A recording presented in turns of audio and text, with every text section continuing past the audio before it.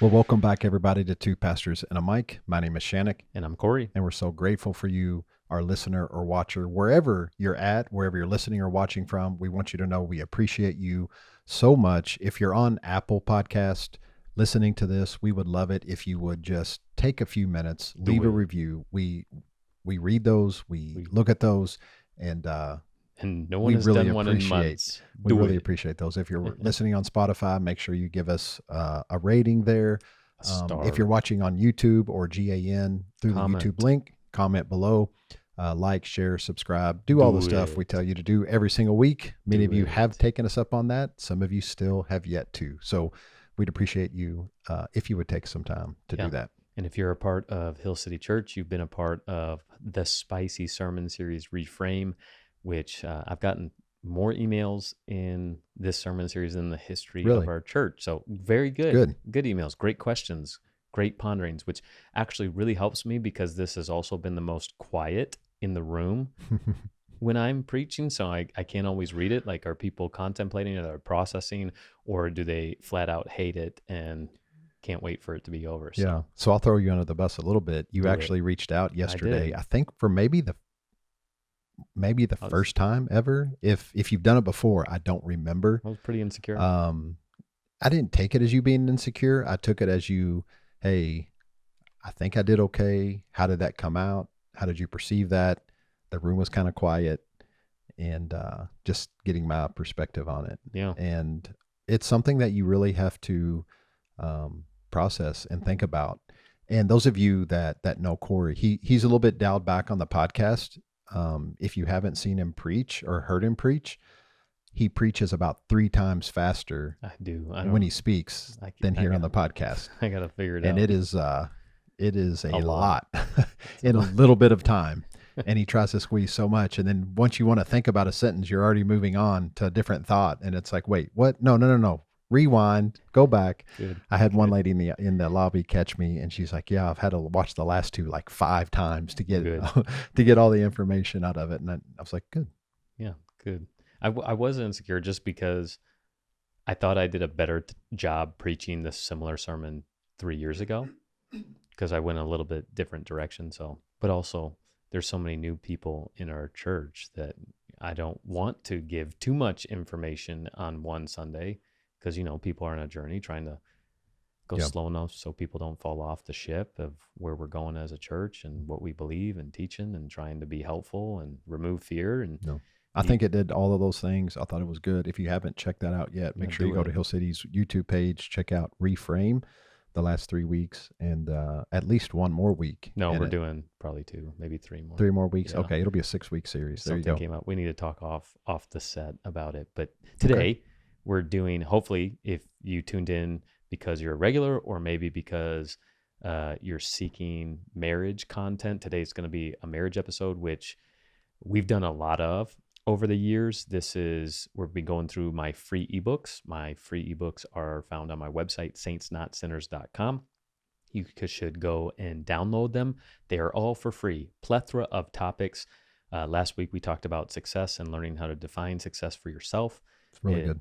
This week we're talking about marriage. The ebook that I released was in February. Obviously, you have to do if I'm releasing one ebook every month for an entire year, February's has to be on love, because that culturally is, we associate it with the love month. And so February's ebook I released this past year was How to Have the Marriage You've Always Dreamed of. It's a 20-minute read about marriage. It actually, honestly, it a lot of the ebook is from conversations, sermon series, podcast episodes, or marriage conferences that we've been to, just with my own unique combination of words, so to speak. Yeah, my take on it. Yeah. And what was that called again? How to have the marriage you've always dreamed of.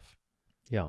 And it implies work, and that's the point, is because just like any relationship, even if you're single, it's a book for you, because it will require you to work on yourself, which is the big challenge, is stop waiting for the perfect person, or stop waiting for the right person, and become the right person. Even if you've been married for 10 years or 20 years. I know my wife and I just celebrated year 11, and there's still things that what I write about is even though I'm knowledgeable on the subject, they're still difficult to apply, and they require us to apply it. I know we've done several marriage sermon series at Hill City. We did one called Love Works in 2016, From This Day Forward in 2017, which might have been the most provocative marriage sermon series in the history of our church. You and Mel preached with a kitchen set on stage. Do you remember this? I do. I couldn't remember if it was from This Day Forward or the other one that you just mentioned.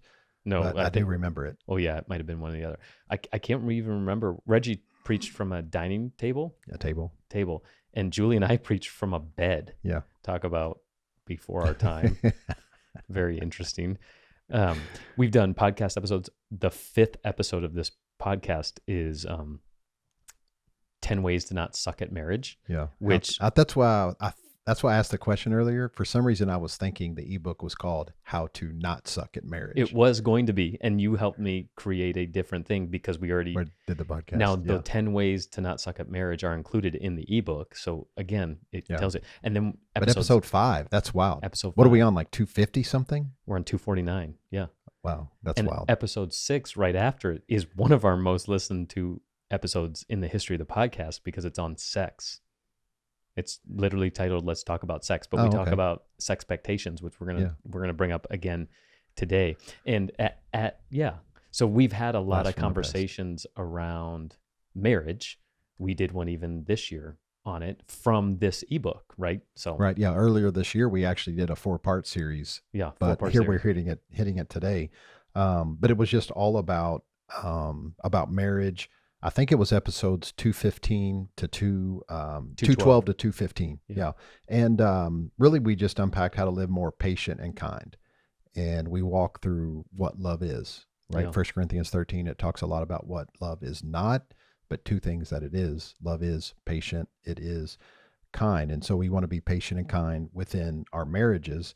And we really walk through the 4 knowings, 4 things we need to know to live patient and kind. And I remember we walked through the 4 or the 5 love languages. That is always something that I use when talking to newly married couples or couples that have been married for a long time and have never heard it. I'm smirking and smiling right now because something just came to my mind. Speaking of people that don't know anything about the love languages that aren't in church at all. My wife was talking about how we use the 5 love languages and how that helps us in our marriage. And it was to a coworker, and she's like, a love language? Yeah, the 5 love languages. Have you never heard of love languages? She's like, love languages? What do you mean, like a blowjob? And so, yes, that is a love language for the record. So then she had to laugh, of course. They all died laughing. And then, let me unpack the love languages for you. One of them is physical touch, and maybe that plays out in that. Maybe. Definitely that plays out. It just was so funny because someone who have never heard of it, like we grew up in the church, it was a thing probably around in the 90s. So I've heard it almost all my life, this idea of the 5 love languages. Yep. And anyway, but someone who's never heard of it, it's brand new for them. It still does shock me that people don't know about it. Yeah. And so that's one of the knowings we talked about, the 4 myths of marriage, love styles, and then the 3 T's of communication: timing, tone, and turf. Which that conversation actually changed my life. And I remember where I was when you shared the 3 T's with me. We were on a bullet train in Europe when I first heard about the 3 T's of communication. Yeah, from Dr. Emily from the Sex with Emily podcast. I remember where I was sitting, and I remember thinking, oh my goodness, that was 2022 on our way to Paris. You and me, without our wives, the love capital of the world. Yeah. And she talks a lot about communication and how there's the timing, tone, and turf. Those 3 knowings. Go back, listen to our podcast, 212 to 215. And within communication, she says all the time, communication is lubrication. Yeah. It's great. I love that. But anyway, when we go into marriage, we got to think about it as it's not going to, we can't just have a wishful thinking that everything's going to turn out okay, that it's always going to be fine, that no work is going to be needed. No, work is required. Yeah. Communication is required for us to grow, because married people understand this, and the longer you're married, you understand this even more. You're not the same people you are today as the day you got married. There's changes, there's growth, and figuring out those dynamics and the growth within each individual, like it takes constant communication and constant work to thrive, to continue to thrive in marriage. Yeah. So if you're in a season where you just need a spark, maybe navigate some expectations, which you're going to hear today, or just to reconnect with your spouse, today's conversation is for you. I know I make an opening statement in the ebook that I didn't think was super controversial. I guess it is in the church world, is because I say who you marry is the most important decision you'll ever make. And people are like, no, following Jesus is. And I would actually argue that who you marry is more important than following Jesus, because, or than the decision to follow Jesus, is because who you marry will ultimately dictate how you follow and walk with Jesus. I know it has in my marriages. We've had a lot of conversations, even about, people ask me all the time about my wife's perspective on what we teach, and like, where's your wife at? And does it cause tension in your marriage? I'm like, my wife has been so far ahead of me in what I've been teaching. And I'll come to her with like a revelation. She's like, yeah, I've thought that for years. Or maybe she didn't have the language that I use. She'd be like, yeah, Right. Of course I believe that. Right. And I'm like, what? And she'll challenge me on my thoughts and be like, that's not God. And I'll be like, what? Yes, it is. And then you're like going back to the drawing board. And so that is imperative, I think, in your relationship is make, that's what even Unequally Yoked. I had this conversation with someone just recently. People in the church think being unequally yoked has to do with being a Christian and non-Christian. You can both be Christians and be unequally yoked, because unequally yoked includes your passions and desires. I know many people that haven't pursued what their heart and what God has been calling them to do because of who they married. And so it plays a bigger part in our lives than we think. And so I tell to young people all the time is they might be the most attractive person you've ever seen, but if you're not aligned in mission together, then maybe it's not a relationship worth pursuing. So, because the words that we use, they create the reality of the worlds that we live in. And I explore 3 phrases in the ebook. Some of these really trigger me, and I hear them over and over again. Like I really get triggered by the statement, like, my spouse is my better half, because my whole emotional work is helping people recognize that not only are you whole, but you were born whole. Right. And you don't need a spouse to complete you. Now they can encourage you and help you in a lot of different areas. They can make you better, but they're not a better half, because you're both whole people. Another one, and this is, man, I have great debate over this constantly, is this whole phrase that marriage is hard. I want to combat that. Does it have hard seasons? Yes. Do you have hard conversations and hard experiences? Absolutely, yes.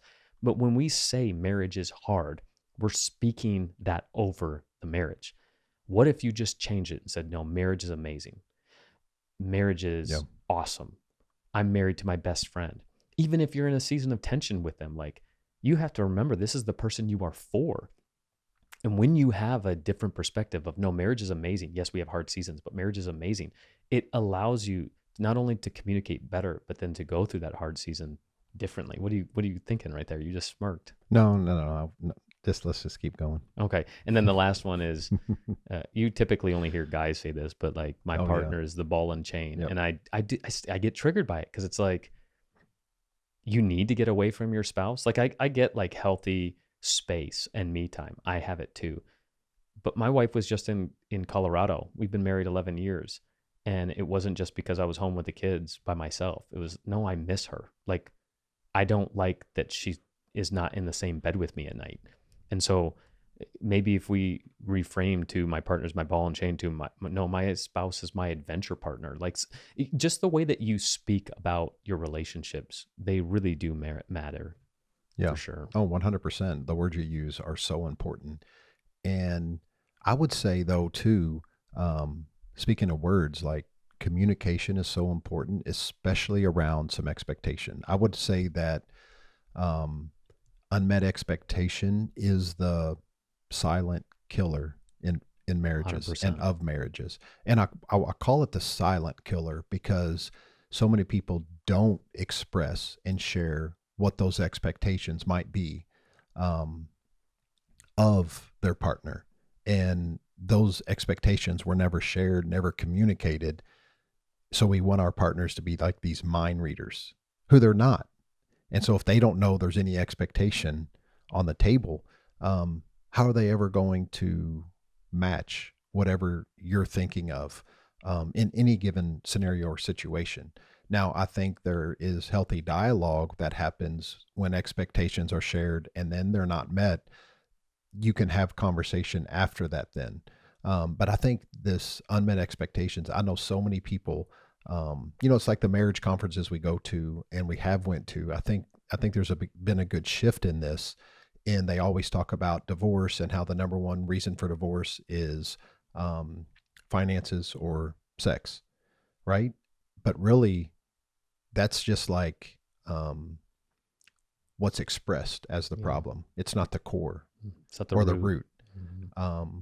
There was this expectation around finances or around sex that isn't being met. And so then there's bitterness that creeps in.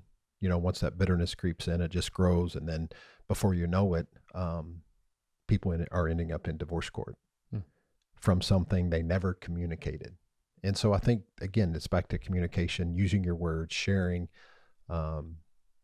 opening up. And it's so huge because expectation really is something that will kill your marriage. Also, we mentioned earlier the 10 ways to not suck in marriage. And I remember going through that a long time ago. I remember it was part of the ebook. But in that, if we could just focus on 2 of the 10 just real quick, because I think this is really, really important. In our marriage, first off, we have to not compare. Yeah. And not compare our marriage to someone else's, not compare our situation to everyone else. Like each marriage in and of itself is unique, unique in experience, unique in time, Personalities. Yeah. And when you begin to compare, again, that's when those frustrations set in, because then what happens when you compare? You automatically set an expectation again on your partner. Well, they do this. This is what we should be doing. Or that wife does that. My wife should do that. Mm-hmm. And instantly you're in trouble. Yeah. When you do that and you begin to compare. Yeah. For sure. You're viewing that the 20% of that relationship, like even us, we're real good friends and we hang out a lot. But for me to judge on realistically the 20% I see, and usually when we're hanging out, people are in a good mood. We've had hangouts where Julie and I had been fighting before you even got to our house, or maybe having a disagreement or an argument. And then, happy face. You wouldn't even know unless I told you, like, we were fighting an hour ago. Or we had this discussion an hour ago. And it's not fake it, but okay, if we're being faithful to this moment, we'll put that conversation on hold and come back to it. Right. And so you might be looking at whether they're close friends or not, or the worst are the people that act like their marriage is amazing on social media, but you know those, we all have those. Yeah. And all of a sudden you're comparing the 20% that you see to the 80% that you live. It's that 20-80 principle that I did learn from you. Once we start comparing, and it's like, of course you're going to be frustrated. Oh, your best friend tells you that he has sex with his wife 3-4 times a week and you're only on 1 or 2 or once a month. Like, of course you're going to be frustrated when you hear that information. And so, yeah, you got to find your normal and be okay with it. And if you always challenge me, like if I'm not happy at what I'm getting in all aspects of marriage, look at what I've been giving. Look at what you've been giving. Absolutely. And then the other thing we talk about in those 10 ways, another one is be fun. If you don't want your marriage to suck, actually be fun. Create experiences. Continue to date your spouse. Go on adventure. I like that way you said earlier, whenever you said, my partner is my ball and chain. Let's reframe that. Instead, say my spouse is my adventure partner. And I know one thing with Mel and I love experiences. And I think a lot of times it can get a little frustrating for her because she likes to fix up the house and buy stuff for the house and things like that. I'd rather spend money on experiences that, yes, only maybe last a day or a week, and she's like, oh, I could have had this piece of furniture and we would have had it for the next 20 years, but we spent it on that week vacation. And I'm like, yeah, but it's the memories that we hold on to. Oh, And the memories sometimes will eventually are all that we're going to have. And so we got to begin to create those experiences, but be fun. be fun. Man, you weren't lame when you got married. So maybe the frustration that you're experiencing is because you refuse to be fun because, and I get it. Life is life. It's full. We have a lot of responsibilities. You have work and kids and all the, if you don't schedule this is why your book was so good in creating margin in your life. We have to put, I was just talking with my neighbor who's in Europe right now. The kids made soccer teams this year that we weren't prepared for, and they had soccer every single night. And when I say every night, I mean the only night we didn't have was Sunday night, where we weren't required to be somewhere. That is exhausting, but we looked at it and we're like, okay, this is 8 weeks. We can do this for 8 weeks. Guess what happened for 8 weeks? We did not do our mandatory non-negotiable Thursday night date night. We had stuff to do. And so I brought it to the table with Julia. I was like, do you want to plan one of the nights? We did a Saturday night date night with you. We went to the live cooking show, but then September, we just didn't do a date night. And Julia was okay with it. Why? Because I brought it up. Hey, we don't have this on the schedule. Actually, the truth is we forgot about it. And then I was like, oh, we didn't hit it the first Thursday. We didn't have date night. And she was like, we'll just get it next month. But that was a prime example. If it's not on our schedule, it doesn't happen. So we have to put our date night on the schedule because that's how my mind works. I know Julia's really analytical too. Yeah. So there can be fun in intentionality. Sometimes that's the only way fun happens. You have to be intentional. And so great marriages aren't found, they are built. Yep. Hear that? Great relationships, even platonic relationships, great relationships aren't found, they are built. And honestly, I've been challenged by even what you brought up. They're built on patience and kindness. Like this has kind of been my spiel when I do marriages lately is I spend time to focus on what love is. Because like you said, 1 Corinthians 13 tells us a lot about what love is not. It only tells us what love is 2 ways, patience and kindness. How different would every aspect, how different would your work be? How different would your marriage be? How different would your friendships be? How different would your leadership style be? How different would you be in your relationship with your boss if you just focused on being more patient and more kind? I think our world would be drastically different. And so I love that. As we close, I got some listener reflection. I want to do this every single week as we go through this. Maybe if you're driving, you can't do what I'm about to do. Maybe you can pause it and think. But I would really like for you to tangibly think of some next steps, specifically in relationship to your marriage. So singles, here's what it is, because you might think, hopefully you didn't turn this episode off thinking this didn't apply to you, but what kind of person are you becoming right now that your future spouse will one day thank you for? Because again, they're built, not found, these relationships. Write down 3 character traits you want to grow in before marriage. Married couples, what language do you use to describe your marriage? Are the words that you use, are they built for connection, or are they reinforcing frustration? Here's an expectation check. What is one unspoken or unmet expectation in your relationship that needs a loving conversation this week? And if you're thinking right now and your first thought was, I can't bring that up, that's a red flag. You need to bring it up. And here's your sign. Here's your sign. What's that thing? Here's your sign. Yeah, Jeff Foxworthy. Yeah, here's your sign. Here's a connection check.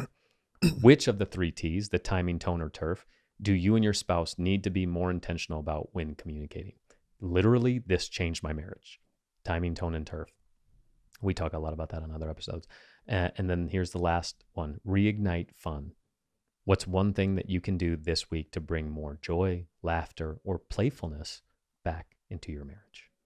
There you go. And I love that we're doing those reflection questions. So hopefully you're taking us up on that. I know we had some last week. Here's a new set to really improve on communication and to get to a place where that marriage begins to thrive. And I would just want to say too, like as we're talking about marriage and love and loving our spouse, hopefully one of the best ways that we can do that is love from a place of knowing how much we're loved, really. And from that place of being loved and at peace, I find that we're able to pour out of ourselves and to give and to sacrificially give. And and love others. And I think in an even greater way than we can ever imagine, really. And so that's why we also end every episode this way. And it's why we really built our ministry, what we do, on this and on this understanding. And we really want you to take this in today as you think about your marriage, your life, the things you're going to do. Never forget you are loved, and there's nothing you can do about it.